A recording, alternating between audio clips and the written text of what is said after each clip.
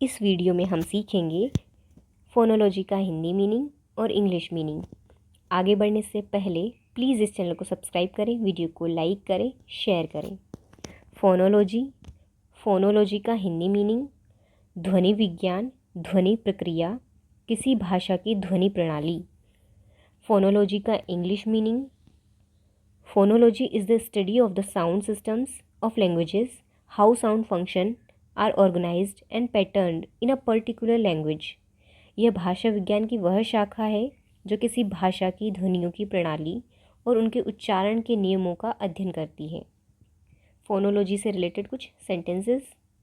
She studied phonology to understand how different languages use sounds. Phonology helps linguists distinguish between similar sounding words.